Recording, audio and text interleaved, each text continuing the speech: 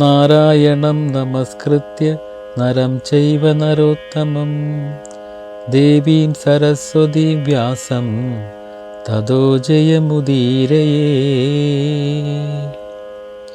ശ്രീമദ് ഭഗവത്ഗീതയിലെ രണ്ടാം യോഗമായ സാഖ്യയോഗത്തിലെ ശ്ലോകങ്ങളാണ് നമ്മൾ മനസ്സിലാക്കിക്കൊണ്ടിരിക്കുന്നത്. ഒരു സമ്പൂർണ്ണ കീഴടങ്ങൽ ഭാവത്തിലേക്ക് അർജുനൻ എത്തിയത് നമ്മൾ കണ്ടു.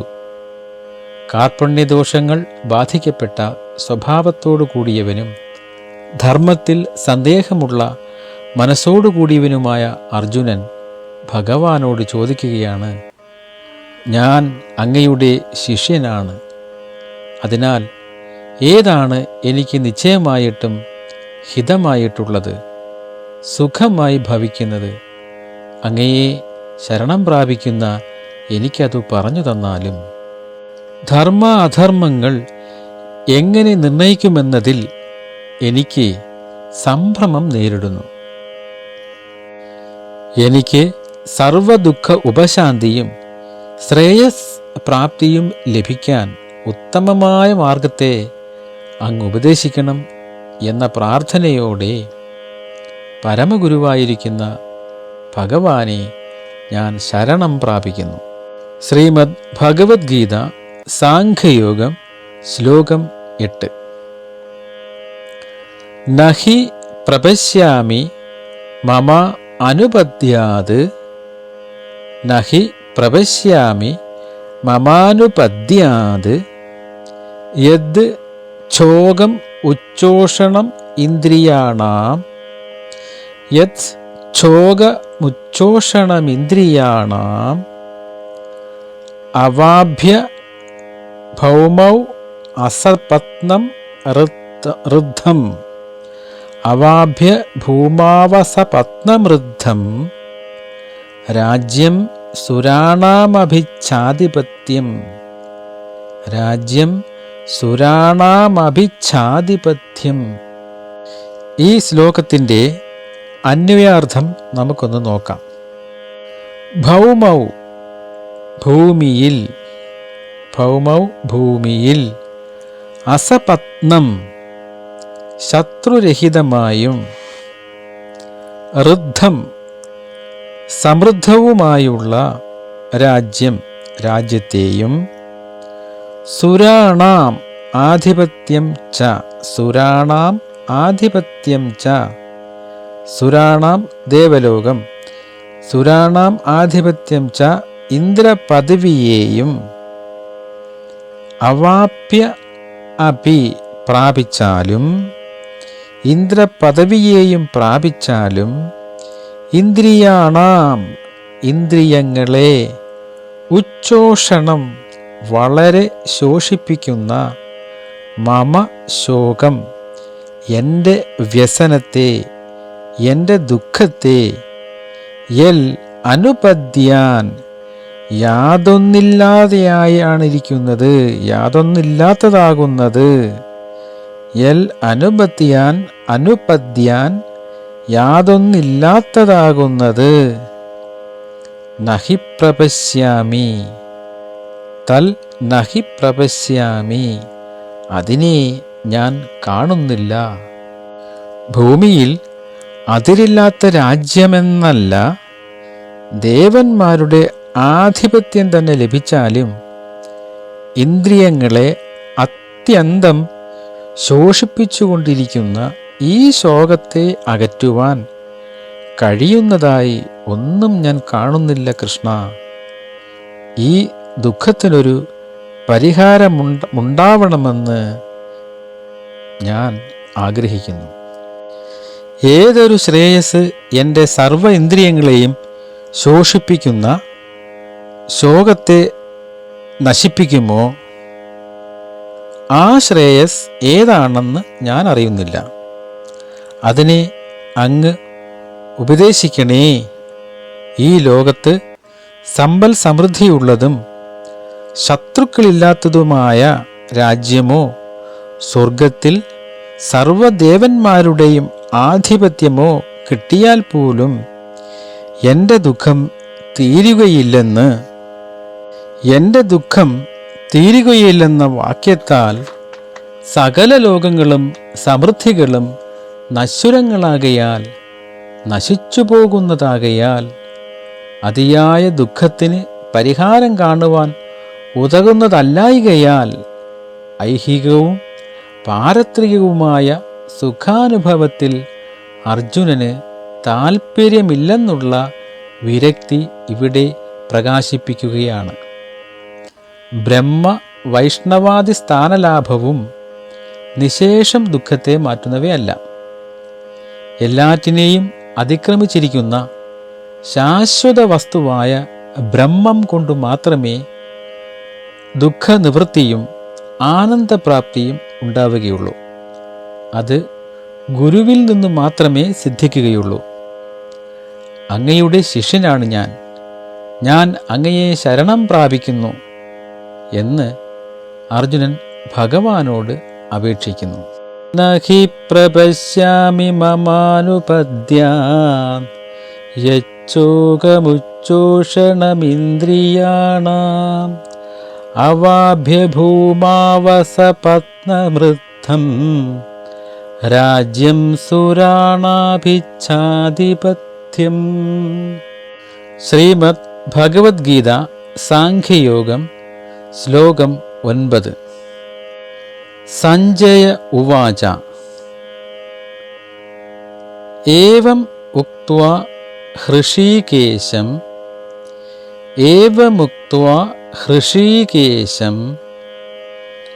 ഗുഡാകേശഃ പരന്തപഃ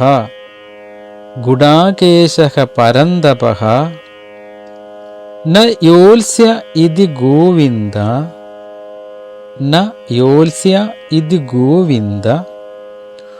ഉക്തോ തുഷ്ണീം ബഭുവഃ.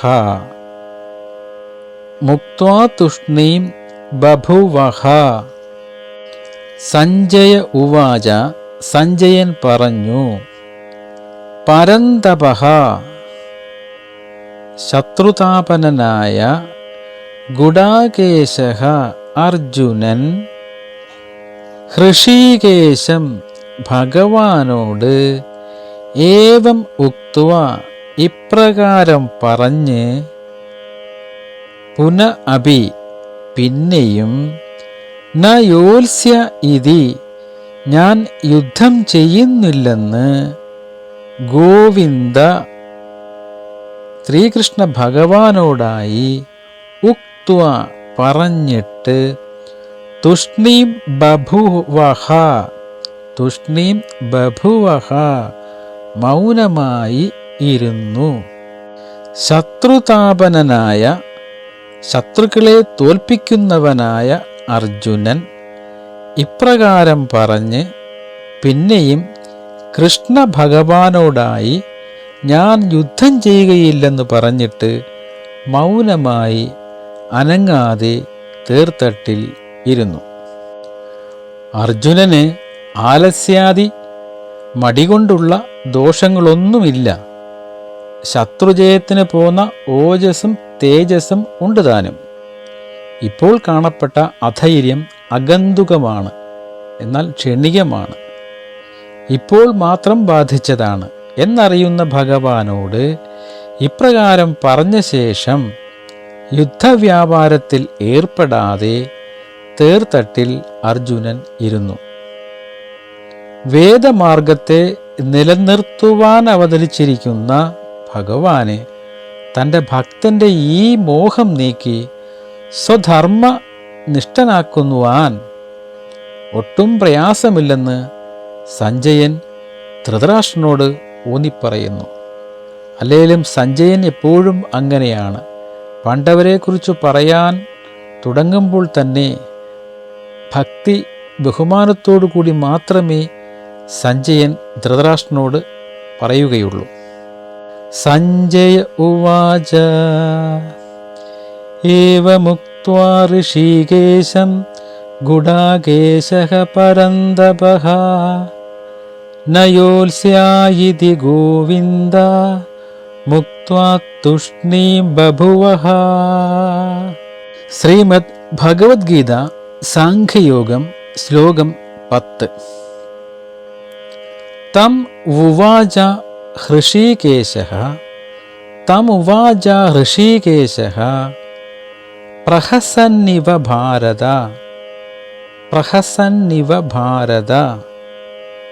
സേനയോരുഭയോർമധ്യേ വിഷീദന്തമിദം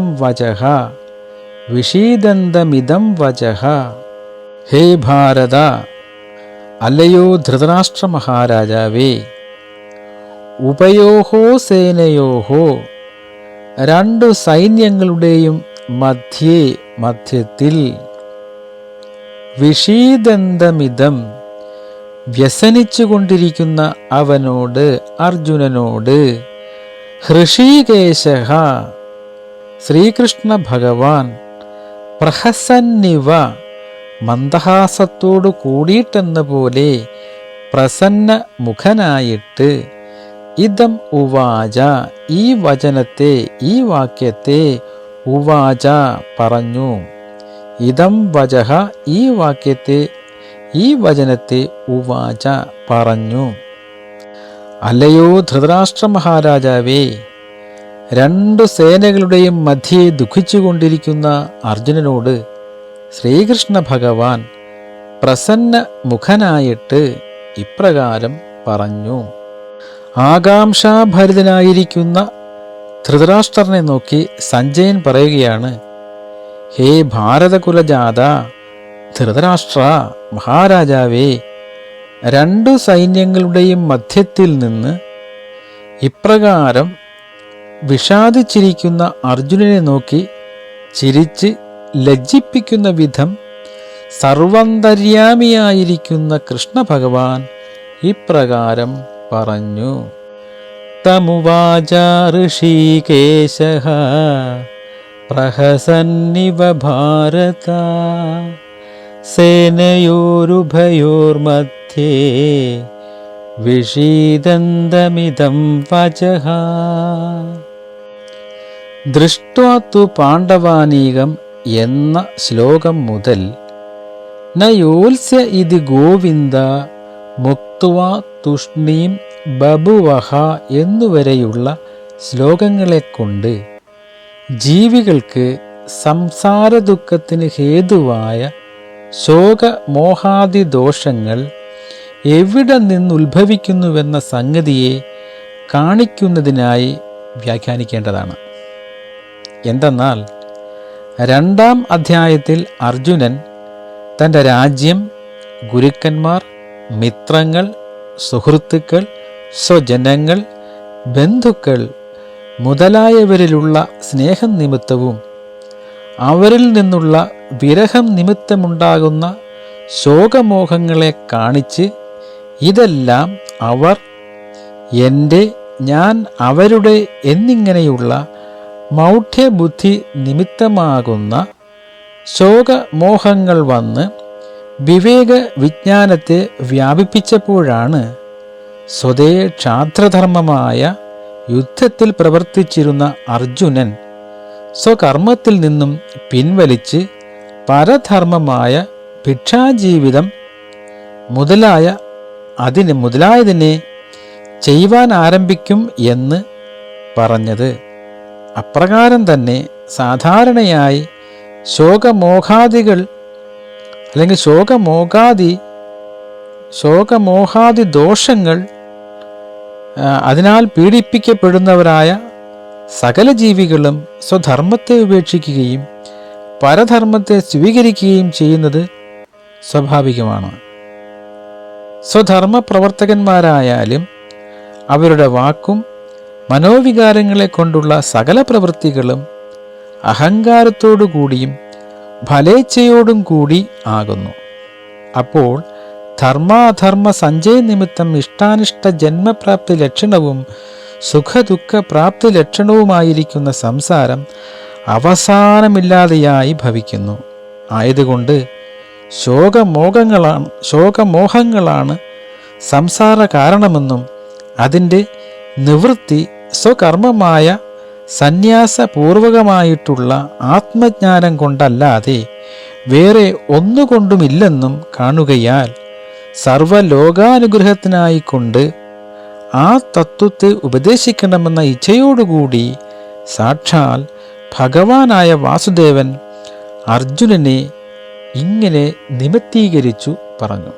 സ്വധർമ്മത്തിൽ സംശയമാനസനായവനും അജ്ഞാനത്തോടുകൂടിയവനും മഹാദുഃഖ സമുദ്രത്തിൽ മുങ്ങിക്കിടക്കുന്നവനുമായ അർജുനനെ ഉദ്ധരിപ്പിക്കുന്നതിന് ആത്മജ്ഞാനം ഒഴിച്ച് വേറെ ഒരു മാർഗവും കാണായികയാൽ ഭഗവാനായ വാസുദേവൻ ദയ കൊണ്ട് അർജുനനെ ഉദ്ധരിപ്പിക്കാമെന്ന ആഗ്രഹത്തോടുകൂടി ആത്മോപദേശം ചെയ്യുവാൻ ആരംഭിച്ച് ഇപ്രകാരം പറഞ്ഞു.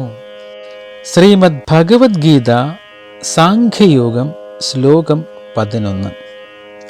ശ്രീ ഭഗവാൻ ഉവാച അശോച്യൻ അന്യശോചകത്വം അശോച്യാനന്യശോചസ്ത്വം പ്രജ്ഞാവാദം ച ഭാഷസേ പ്രജ്ഞാവാദാംശ്ച ഭാഷസേ ഗദ അസൂൻ അഗദ അസൂൻ ച ഗദാസൂന ഗദാസൂം ച ന അനുശോചന്തി പണ്ഡിത നാനുശോചന്തി പണ്ഡിത. ഈ ശ്ലോകത്തിൻ്റെ അന്വയാർത്ഥം നമുക്കൊന്ന് നോക്കാം. ശ്രീ ഭഗവാൻ ഉവാച, ശ്രീ ഭഗവാൻ പറഞ്ഞു, ഹേ അർജുന, അല്ലയോ അർജുന, ത്വം നീ അശോച്യൻ ദുഃഖത്തിന് വിഷയീഭൂതന്മാരല്ലാത്തവരെ കുറിച്ച്, അല്ലെങ്കിൽ ദുഃഖിക്കേണ്ട ഒരു കാരണവുമില്ലാത്തവരെ കുറിച്ച് അന്യശോച ദുഃഖിക്കുന്നു. പ്രജ്ഞാവാദാൻ ച വിവേകിയുടെ വാക്കിനെ പോലെ വാക്കിനെയും ഭാഷസേച്ച നീ പറയുന്നു. നീ ദുഃഖിക്കാൻ പാടില്ലാത്തവരെ കുറിച്ച് നീ ദുഃഖിച്ച് പറയുന്നു. അതേപോലെ തന്നെ നീ വിവേകിയുടെ വാക്കിനെ പോലെയും പറയുന്നു. ഗദാസൂൻ മരിച്ചവരെ കുറിച്ചും അഗദാസൂൻ ച ജീവനോടിരിക്കുന്നവരെ കുറിച്ചും പണ്ഡിതാഹ വിദ്വാൻമാർ പണ്ഡിതന്മാർ ന അനുശോചന്തി ദുഃഖിക്കുന്നില്ല. ജീവിച്ചിരിക്കുന്നവരെ കുറിച്ചോ മരിച്ചവരെ കുറിച്ചോ ഓർത്ത് പണ്ഡിതന്മാർ ദുഃഖിക്കുന്നില്ല. അല്ലയോ അർജുന, ദുഃഖത്തിന് വിഷയീഭൂതന്മാരല്ലാത്തവരെ കുറിച്ച് നീ ദുഃഖിക്കുന്നു. അതേസമയം വിവേകിയെപ്പോലെ സംസാരിക്കുകയും ചെയ്യുന്നു. വിദ്വാൻമാർ പണ്ഡിതന്മാർ മരിച്ചവരെ കുറിച്ചും ജീവിച്ചിരിക്കുന്നവരെ കുറിച്ചും ദുഃഖിക്കുന്നില്ല. വിദ്വാൻമാരെ പണ്ഡിതന്മാരെന്നും പറയുന്നു. എന്താണ് പണ്ഡിതൻ? പണ്ഡിതാഹ, പണ്ഡ, ആത്മവിഷയവുമായിരിക്കുന്ന ബുദ്ധി ആർക്കുണ്ടോ, ആത്മവിഷയത്തെ സംബന്ധിക്കുന്ന ബുദ്ധി ആർക്കുണ്ടോ അവർ പണ്ഡിതരാകുന്നു. ആത്മജ്ഞാനികൾ എന്ന അർത്ഥം. പാണ്ഡിത്യം നിർവിദ്യ എന്ന് ശ്രുതികളിൽ പറയുന്നുണ്ട്, ഉപനിഷത്തുകളിൽ പറയുന്നുണ്ട്. പാണ്ഡിത്യം നിർവിദ്യ. ആത്മസ്വരൂപത്തെ നല്ലതുപോലെ അറിയാത്തതാണ് അർജുനന്റെ ദുഃഖത്തിന് കാരണം. സ്വന്തം ബന്ധുക്കളെന്നും ഭീഷ്മ ദ്രോണാദികളെന്നും ധരിച്ചിരിക്കുന്നത് അവരുടെ ദേഹത്തെയാണ്. താൻ കൊല്ലുമെന്ന് വിചാരിക്കുന്നതും അവരുടെ ദേഹത്തെ അല്ലെങ്കിൽ ശരീരത്തെയാണ്. ഈ രണ്ടു ചിന്തകളും അറിവില്ലായ്മയുടെ ലക്ഷണമാണ്. അതുകൊണ്ട് അർജുനന്റെ ഈ അറിവില്ലായ്മയെ തീർത്തു കൊടുത്താൽ മാത്രമേ ദുഃഖം മാറുകയുള്ളൂ എന്നറിഞ്ഞ കരുണാനിധിയായ പരമാത്മാവ് ആത്മസ്വരൂപത്തെ അർജുനന് ഉപദേശിച്ചു കൊടുക്കാൻ ആരംഭിക്കുന്നു. ആദ്യമായിട്ട് ഞാൻ എന്ന് എല്ലാവരുടെയും ഉള്ളിൽ പ്രകാശിക്കുന്ന ജീവൻ പരമാർത്ഥത്തിൽ ദേഹാദികളാണെന്ന് അഭിമാനിക്കുന്ന അഹങ്കാരത്വമല്ല, ദേഹാദികളെ പ്രകാശിപ്പിക്കുന്ന ശുദ്ധ ചൈതന്യമാണത്. പരമാർത്ഥത്തിൽ അതിന് ദേഹാദി സംബന്ധം ഇല്ല. ദേഹത്തിൽ നിന്ന് വേറിട്ടിരിക്കുന്ന ശുദ്ധമായ ചൈതന്യത്തെ കാട്ടിക്കൊടുക്കുവാൻ ത്വം, നീ എന്ന പദത്തിൻ്റെ ശുദ്ധഭാവത്തെ വേർതിരിച്ച് കാട്ടിക്കൊടുക്കുവാൻ ഭഗവാൻ അർജുനന് ഉണ്ടായ തെറ്റായ ബോധത്തെ ചൂണ്ടിക്കാണിച്ചു കൊടുക്കുന്നു. എടോ അർജുന, ദുഃഖിപ്പാൻ അവകാശമില്ലാത്ത ഭീഷ്മദ്രോണാദികളെ കുറിച്ചാണ് നീ ദുഃഖിച്ചത്. അത് നിന്റെ അറിവില്ലായ്മയുടെ ലക്ഷണമാണ്. എന്നാൽ നിന്റെ വാക്കുകൾ അങ്ങനെയല്ല താനും. അറിവുള്ളവരുടെ മട്ടിലാണ് നീ സംസാരിക്കുന്നതും. നീ സത്യാവസ്ഥ അറിഞ്ഞിട്ടില്ല. നീ പണ്ഡിതനാണെന്ന് ഞാൻ വിചാരിച്ചതു തന്നെ അബദ്ധമായി പോയി എന്ന് ഭഗവാൻ ചിരിച്ചുകൊണ്ട് വീണ്ടും പറയുന്നു. എന്താണിങ്ങനെ ഞാൻ പറയുന്നതെന്ന് നീ ശങ്കിക്കേണ്ട. മൂഢന്മാർ തങ്ങളുടെ പുത്രാദികൾ മരിച്ചുപോയാൽ എൻ്റെ പുത്രൻ മരിച്ചുപോയല്ലോ എന്ന് ദുഃഖിക്കും. ശസ്ത്രജ്ഞന്മാരോ, പുത്രന്മാർ മൂഢന്മാരും ദുർഭകന്മാരുമായല്ലോ എന്നും ജീവിച്ചിരിക്കുന്ന പുത്രന്മാർ ദുർവൃത്തന്മാരാകയാൽ അവരെക്കുറിച്ചും ദുഃഖിക്കും. ആത്മജ്ഞാനികളാകട്ടെ മരിച്ചവരെയും ജീവിച്ചിരിക്കുന്നവരെയും കുറിച്ച് ദുഃഖിക്കാറില്ല. അവ രണ്ടും മായികമാണെന്നാണ് അവരുടെ ചിന്ത. ജീവിതം മരണം എന്ന രണ്ടു ആത്മസ്വരൂപം അറിയുന്നതോടെ അസത്യമാണെന്നും എന്നെന്നും ഒരേ നിലയിൽ നിൽക്കുന്ന ബ്രഹ്മം മാത്രമാണ് സത്യമായിട്ടുള്ളതെന്നും അറിയുന്നവരാണ് പണ്ഡിതന്മാർ. എല്ലാറ്റിനും അധിഷ്ഠാനമായ ബ്രഹ്മത്തെ അറിയുന്നത് തന്നെയാണ് പാണ്ഡിത്യ ലക്ഷണം. അസത്തായ ദേഹേന്ദ്രിയാദികളെ ആത്മത്വേന കാണുകയും അതിൻ്റെ പ്രഭാവത്തിൽ സന്തോഷ സന്താപാദികളെ പ്രകാശിപ്പിക്കുകയും ചെയ്യുന്ന നീ ശാസ്ത്രജ്ഞനോ പണ്ഡിതനോ അല്ലെന്ന് വ്യക്തമാണ്. ശ്രീ ഭഗവാൻ ഉവാച അശോച്യാനന്വശോചസ്ത്വം പ്രാജ്ഞാവാദാംശ്ച ഭാഷസേ ഗദാസൂന ഗദാസൂം ച നാനുശോചന്തി പണ്ഡിതാഃ.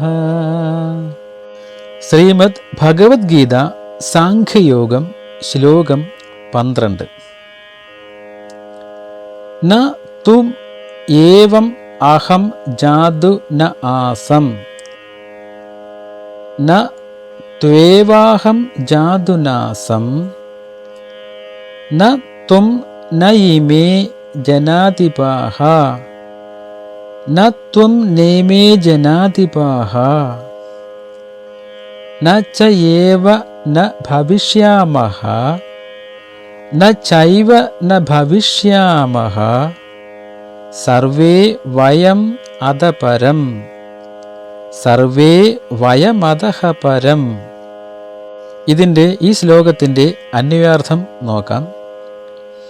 അഹം ഞാൻ, ജാതു ഒരിക്കലും, ന ആസം ഇതി തു ന ഏവ ഇല്ലാതിരുന്നിട്ടില്ല, ഒരിക്കലും ഇല്ലാതിരുന്നിട്ടില്ല, ത്വം നീയും, ന അസിഹി ഇതി ന ഇല്ലാതിരുന്നിട്ടില്ല, നീയും ഇല്ലാതിരുന്നിട്ടില്ല, ഇമേ ജനാധിപാഃ യുദ്ധക്കളത്തിലുള്ള രാജാക്കന്മാരെല്ലാവരും ഇല്ലാതായിരുന്നിട്ടില്ല, വയം സർവം നാം എല്ലാവരും, അധഃപരം ദേഹം നശിച്ചതിൻ്റെ ശേഷം, ന ഭവിഷ്യാമഃ ച ന ഏവ ഭാവി കാലത്തിലും ഇല്ലാതെയാവുകയില്ല, ന ഭവിഷ്യാമഃ ന ച ഏവ ഭാവി കാലത്തിലും ഇല്ലാതാവുകയില്ല, ഞാനും നീയും ഇവിടെ കൂടിയിരിക്കുന്ന ഈ രാജാക്കന്മാരെല്ലാവരും ഒരു കാലത്തും ഇല്ലാതായിരുന്നിട്ടില്ല. ഞാൻ മുമ്പൊരിക്കലും ഉണ്ടായിരുന്നില്ലെന്ന് നീ വിചാരിക്കേണ്ട, എന്നും ഉണ്ടായിരുന്നു. നീയും ഈ രാജാക്കന്മാരും അങ്ങനെ തന്നെ. ഇനിമേൽ നാം എല്ലാവരും ഉണ്ടായിരിക്കയില്ലെന്നും വരില്ല, ഇനിമേലിലും ഉണ്ടായിരിക്കുക തന്നെ ചെയ്യും. ജീവനുള്ളതിനെല്ലാം പുനർജന്മമുണ്ടെന്നാണ് ഭഗവാൻ അർജുനനോട് പറയുന്നതിൻ്റെ സാരം. ജീവികളുടെ ശരീരം ഊർജം കൊണ്ടുള്ള ചൈതന്യം നിറഞ്ഞതാണ്. ഊർജത്തെ നിർമ്മിക്കാനോ നശിപ്പിക്കുവാനോ സാധ്യമല്ലെന്ന് ശാസ്ത്രം പറയുന്നു. അത് നമ്മൾ വിശ്വസിക്കുന്നു. അത് എക്കാലത്തും ഒരുപോലെ നിൽക്കും. ജീവികൾ ശ്വസിക്കുമ്പോൾ ഓക്സിജനെ സ്വീകരിക്കുകയും കാർബൺ ഡൈ ഓക്സൈഡിനെ പുറത്തുവിടുകയും ചെയ്യുന്നു. സസ്യങ്ങൾ കാർബൺ ഡൈ ഓക്സൈഡിനെ സ്വീകരിച്ച് ഓക്സിജനെ പുറത്തുവിട്ട് സന്തുലിതാവസ്ഥ പ്രാപിക്കുന്നു. ഈ പ്രക്രിയ ശാസ്ത്ര പണ്ഡിതരായവർ മനസ്സിലാക്കി നമ്മുടെ മുൻപിൽ പറഞ്ഞു. അത് നമ്മൾ വിശ്വസിക്കുന്നു. പക്ഷേ ഈ പ്രക്രിയ നമ്മുടെ കണ്ണുകൊണ്ട് നമ്മൾ കാണുന്നില്ല, പക്ഷേ അനുഭവിക്കുന്നു. കണ്ണുകൊണ്ട് കാണാത്തതിനെ ഇല്ലെന്ന് നമുക്ക് പറയാൻ കഴിയില്ല. അതുപോലെ നശ്വരമായ നശിച്ചു പോകുന്ന ജീവികളുടെ ശരീരത്തിൽ കുടികൊള്ളുന്ന ഊർജരൂപങ്ങൾ മനസ്സും ജീവനുമാണ്. ജീവനെന്ന സൂക്ഷ്മഭാവത്തിനെയോ മനസ്സിനെയോ നമുക്ക് കാണാൻ കഴിയുന്നുണ്ടോ? ഇല്ല. കാണാൻ കഴിയാത്തത് കൊണ്ട് മനസ്സും ജീവനും ഇല്ലെന്ന് നമുക്ക് പറയാൻ കഴിയുമോ? ദേഹത്തിൽ കുടികൊള്ളുന്ന മനസ്സു ജീവനും നമ്മുടെ ശരീരത്തിൽ കുടികൊള്ളുന്ന മനസ്സും ജീവനും മരണശേഷം അതിനെന്ത് സംഭവിക്കുന്നു? മരിച്ച ദേഹം വിട്ട് മറ്റൊരിടത്തേക്ക് പോകുന്നു. സർപ്പങ്ങൾ, ഉരകങ്ങൾ മുതലായ ജീവികൾ തങ്ങളുടെ പടം പൊഴിക്കുന്നത് കണ്ടിട്ടില്ലേ?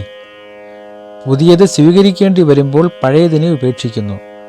ഒരു ജീവിയുടെ ശരീരത്തിൽ കുടികൊള്ളുന്ന ഊർജം അതിൻ്റെ ചൈതന്യമാണ്. ആ ജീവിയുടെ ശരീരത്തിന് നാശം വരുമ്പോൾ മൃതശരീരത്തിൽ നിന്നും ആ ഊർജം പുറത്തു വരുന്നു. ആ ചൈതന്യം അതിന് നിയോഗിക്കപ്പെട്ട വാസസ്ഥലത്തേക്ക് പോകുന്നു. ജനിച്ചവന് മരണമുണ്ടെങ്കിൽ മരിച്ചവന് ജനനവും ഉണ്ട്. അത് എപ്രകാരമാണെന്ന് മഹാഋഷികൾ പറഞ്ഞു വച്ചിട്ടുണ്ട്. ഓരോ ജീവിയിലുമുള്ള ഘടന ശാസ്ത്രം വേർതിരിച്ച് പല പാഠ്യഭാഗങ്ങളായി തലമുറയെ പഠിപ്പിക്കുന്നു. ഇല്ലാത്ത ഒരവസ്ഥയിൽ നിന്ന് ഒരു ജീവനെ പുനഃസൃഷ്ടിക്കാൻ ശാസ്ത്രത്തിന് കഴിഞ്ഞിട്ടുണ്ടോ? എങ്കിലും നമ്മുടെ കണ്ണിന് ബോധ്യപ്പെടാത്ത പല ശാസ്ത്രതത്വങ്ങൾ നമ്മൾ വിശ്വസിക്കുന്നു. ഊർജത്തെ നിർമ്മിക്കുവാനോ നശിപ്പിക്കുവാനോ കഴിയില്ലെന്ന ശാസ്ത്രതത്വവും നമ്മൾ വിശ്വസിക്കുന്നു. മൃതദേഹത്തിൽ നിന്നും പുറത്തു വരുന്ന ആത്മചൈതന്യം അതിൻ്റെ ഏറ്റവും സൂക്ഷ്മഭാവത്തിൽ നാം വിശ്വസിക്കുന്ന സ്വർഗമോ നരകമോ ഏതുമാകട്ടെ അത്തരമൊരു തലത്തിലെത്തുകയും കാലനിയോഗം വരുമ്പോൾ അത് വീണ്ടും അന്തരീക്ഷത്തിലെത്തുകയും മേഘങ്ങളിലെത്തുകയും മഴയിലൂടെ ഭൂമിയിൽ പതിക്കുകയും ചെയ്യുന്നു. ആ ഊർജത്തെ സസ്യങ്ങൾ വലിച്ചെടുത്ത് ശേഖരിക്കപ്പെടുന്നു. അത് ജീവികൾ ഭക്ഷണമാക്കുമ്പോൾ അവയുടെ ശരീരത്തിൽ അവ കുടികൊള്ളുകയും രേതസ്സായി പുരുഷവർഗത്തിലും അണ്ഡമായി സ്ത്രീ വർഗത്തിലും ഉണ്ടാകുന്നു. അവ ചേരുമ്പോൾ ഭ്രൂണമുണ്ടാകുന്നു, പുതിയ ജന്മം ഉണ്ടാകുന്നു. ഈ ഭ്രൂണത്തിൽ നിന്ന് കുടികൊണ്ട ഊർജം മുമ്പെങ്ങോ അന്തരീക്ഷത്തിലേക്ക് പോയതാണ്. ഈ തത്വം മഹാജ്ഞാനികളായ മഹർഷിമാർ പറഞ്ഞിട്ടുള്ളതാണ്. നമ്മൾ അതും വിശ്വസിക്കണം. വിശ്വസിക്കാതെ ഇരുന്നാലും സംഭവിക്കുന്നത് മേൽപ്പറഞ്ഞ പ്രകാരം തന്നെ. സംഗീതജ്ഞാനം ഒട്ടുമില്ലാത്ത ദമ്പതികൾക്ക് ജനിക്കുന്ന കുഞ്ഞുങ്ങൾ സംഗീത പ്രതിഭകളായി മാറുന്നില്ലേ? നേരെ മറിച്ചും സംഭവിക്കുന്നില്ലേ? ഇവിടെയാണ് നമ്മൾ അത്ഭുതപ്പെടുന്നത്. പുനർജന്മം സംഭവിക്കുന്നതിലൂടെയാണ് ഇത്തരം അത്ഭുതങ്ങൾ സംഭവിക്കുന്നത്. ഞാൻ എല്ലാ കാലത്തും ഉള്ളതാകുന്നു, ഒരിക്കലും നശിക്കുന്നില്ലെന്ന് ഭഗവാൻ കൃഷ്ണൻ അർജുനനോട് പറഞ്ഞത് ഈ തത്വം ഗ്രഹിച്ചിട്ടാണ്. ഈ ജഗത്തിലുള്ളതെല്ലാം ചക്രം പോലെ കറങ്ങിക്കൊണ്ടിരിക്കുന്നു. ജീവവർഗങ്ങൾ പല പല ജന്മങ്ങൾ കൈക്കൊള്ളുന്നു. ഈ തത്വം ഗ്രഹിച്ചാൽ ബന്ധുജനങ്ങളെ താൻ കാരണം കൊല്ലുന്നു, കൊല്ലപ്പെടുന്നുവെന്ന മൗഢ്യമായ ചിന്ത അർജുനിൽ നിന്ന് ഒഴിയുമെന്ന് ഭഗവാൻ അറിയാം. അതിനാലാണ് തത്വമായി ഭഗവാൻ എല്ലാം അർജുനന് ഗുരുസ്ഥാനത്ത് നിന്ന് ഉപദേശിക്കാൻ തീരുമാനിക്കുന്നതും ഉപദേശിച്ച് തുടങ്ങിയതും. നത്വേവാഹം ചാതുനാസം നത്വം നേമേ ജനാധിപാഃ ന ചൈവ ന ഭവിഷ്യാമഃ സർവേ വയമദഃ പരം.